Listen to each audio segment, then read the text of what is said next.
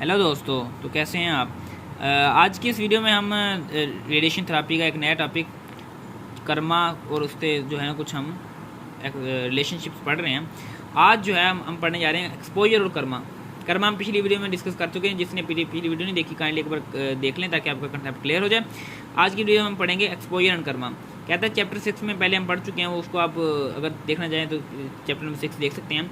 The quantity exposure was defined as dq over dm, where dq is the total charge of the ions of one sign produced in air। ठीक हो गया। कहता है कि dq over dm जो हमारे पास था वो एक्सपोजर था। dq जो है हमारे पास the total charge of the ions of one sign produced in air when all the electrons such as negatons and positrons liberated by photons। ये उसी तरह की डेफिनेशन है जैसे कि हमारे पिछले वीडियो में कर्मा को हमने डिस्कस किया था, इस तरह की है। In dry air of mass D M R completely stopped in air.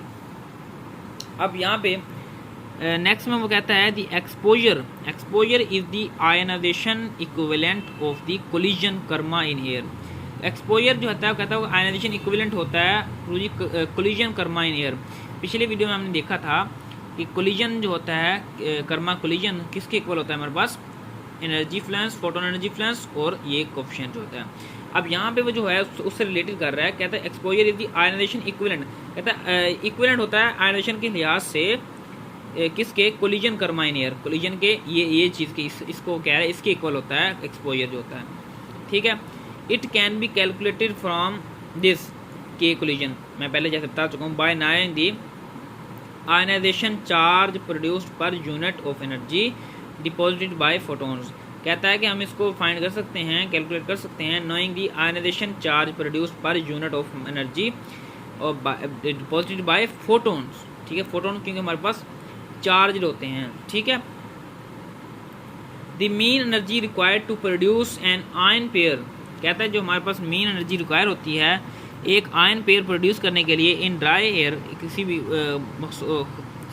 खुश्क हवा में इज़ आलमोस्ट कांस्टेंट होती है तकरीबन for all electron energy and has a value of W bar is equal to 33.97 electron volt per ion pair.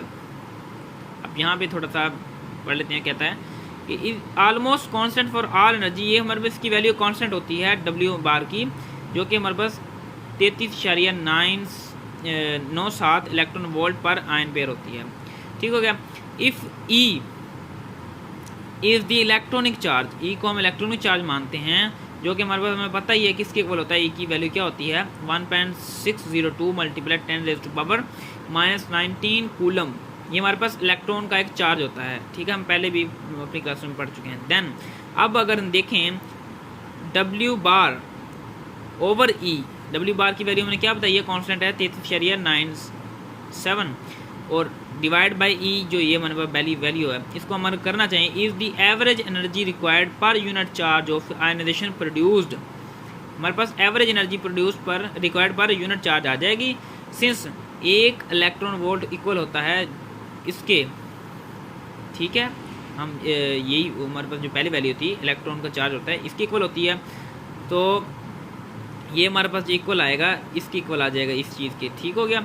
Exposure x, अब exposure क्योंकि हमने निकालना था तो हमारे पास क्या निकल आएगा, जैसा कि मैं पहले भी बता चुका हूँ, exposure is equal to collision of kerma in air multiplied by E over W bar. अब इक्वेशन फ्रॉम इक्वेशन 8.10 एंड 8.12, ये 12 है हमारे पास और ये 10 है, इन दोनों को कंबाइन करना चाहिए तो हमारे पास क्या आएगा कि कोलिजन की वैल्यू हमने क्या निकाली थी, फोटोन एनर्जी फ्लक्स। ठीक है, और ये चीज़ हमारे पास ये कोफिशिएंट था इनटू ये चीज़ हमारे पास वैसे की वैसे आ जाएगी। ये हमारे पास जो है कर्मा और एक्सपोजर के दरमियान एक रिलेशनशिप आया है जिसको हमने बी पार्ट में सॉल्व किया है।